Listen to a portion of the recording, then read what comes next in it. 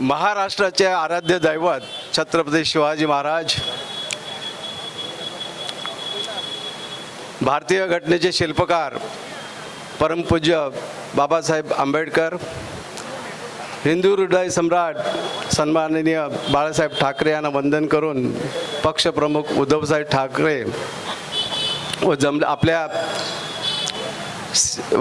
शिवसेना मनसे युतीचे आपल्या उमेदवार चिंतामणी निवाटे, व्यासपीठावर मान्यवर व जमलेल्या माझ्या बंधू भगिनींनो, 1985 साली मी निवडून आलो होतो. त्यावेळेलाचा बांध भरपूर पाण्याचा प्रश्न होता.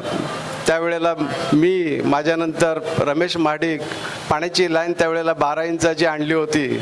नंतर वस्ती वाढत गेल्यानंतर बरेचसे प्रश्न निर्माण झाले. गल्लीतील पायवाटा, संडास ह्या सगळ्या सुविधा तेव्हापासून आजपर्यंत फक्त शिवसेनाच देत आलेली आहे. आणि आता यापुढे देखील आपल्या धडाडीचे उमेदवार चिंतामणी निवाटे हे आपल्या विभागामध्ये नगरसेवक नसून सुद्धा कार्यरत आहेत आणि त्याचं काम अगदी धडाडीचं आहे. कोणत्याही क्षणी कोणत्याही वेळेला त्यांना कधीही घरी जाऊन त्यांना सांगितलं, अमुक हॉस्पिटलचं काम असो, कुठलं महापालिकेचं काम असो, पोलीस स्टेशन काम होतं, प्रत्येक हाकेला साथ देतात आणि तत्पर उभे राहतात. आपल्या समोरील जो उमेदवार आहे आपल्याला माहीत आहे आपल्या या विभागाचे आमदार आपल्यासाठी काय करतात. त्यांना फक्त आपल्या गजरबांची ही झोपडपट्टी आहे ही गिळंकृत करायची आहे. भाजपचं एकच कार्य आहे, त्यांचा डोळा मुंबई कशी त्यांना गिळंकृत करायची आहे. आणि ह्या एसआरच्या माध्यमाने आपल्या गजरबांधवरील दांड्यातील बऱ्याचशा ज्या झोपडपट्ट्या आहेत त्या त्यांना एसआरच्या मार्फत त्यांना गिळंकृत करून आपल्या स्थानिकांना इथून उठवायचं आहे. त्यासाठी मागच्याच 1-2-4 महिन्यामध्ये आमच्या दांडा कोळी समाजाची जागा, जी समाजाची जागा आहे, ती एका बिल्डरच्या घशात घालण्यासाठी ह्याच आमदाराने त्याला दांडा कोळीची जागा बरीचशी जागा देऊ केली.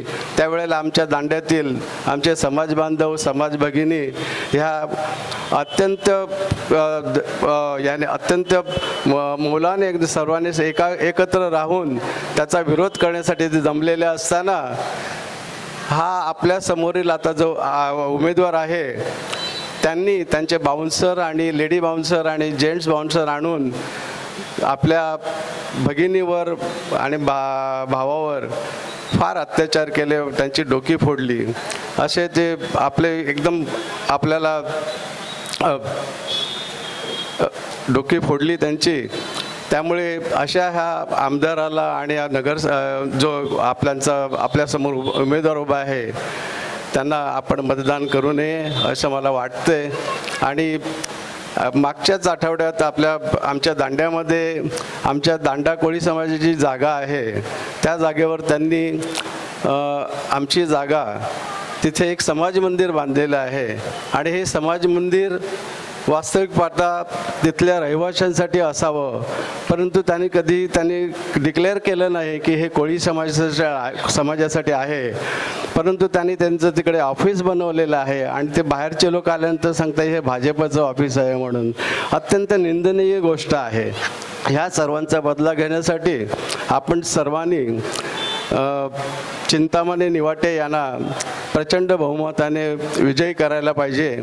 आणि तुम्ही विजयी कराल, त्यांची निशाणी आहे मशाल. एवढे बोलून माझे 2 शब्द संपवतो. जय हिंद, जय महाराष्ट्र.